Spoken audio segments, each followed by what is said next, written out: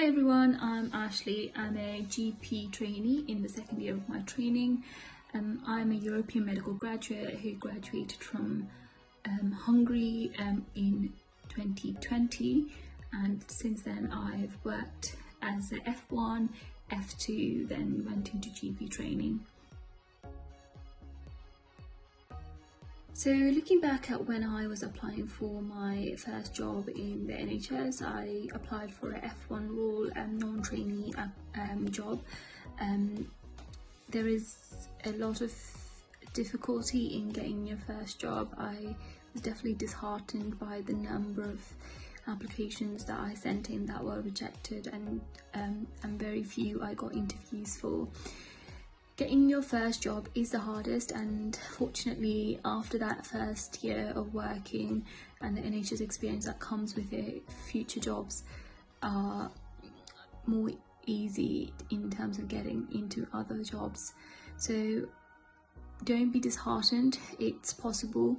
Work on your CV while you're still in medical school. Have a look at the application form for these jobs in advance and see what kind of things they'd like to see in there and build based on that. So team working skills, leadership skills, as well as getting some NHS experience doing like a placement, and the supervisors there can be your references in the future at times. So look into all of that, and all the very best for when it comes around for you. So my transition into NHS, I believe I'm still transitioning. It's always a process, there's always something to learn, and however, when I first started, I started when pandemic was quite sort of going on, so it was quite difficult even to meet peers and make friendships and sort of get that relationship with your colleagues.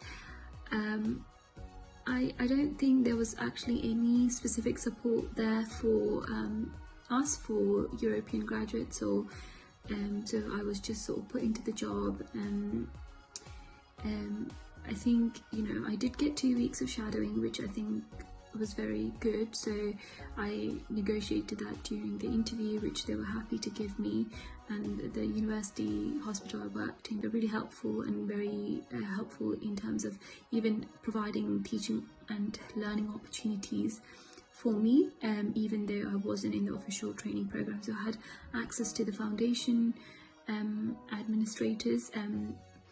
I do have to say, you have to take initiative, so nothing will be given to you, but I had to sort of seek those people out, and once I did and email them, they were more than happy to help. They gave me access to the clinical skills room so I can practice in my own time various skills, get familiarised with equipment. They also had a clinical tutor who at times I was able to meet, and a couple of us were taught a few skills, or just familiarised with equipment that they use at that hospital or within the NHS. So really, the message I have for you is take initiative, be proactive. Nothing will be given to you. They expect you to know these things and know the equipment and be very much familiar with that. Using your NHS placements during your final year of medical school, things like that, can be really helpful when you come in. Other things that you kind of struggle with is documentation, which I don't think most European universities really go into. So again, loads of online resources that are available about various types of documentation. Make use of that. So yeah, it's all about being proactive, getting help, asking for help. Unfortunately, there was no formal sorts of induction targeted at sort of international graduates or European graduates when I started.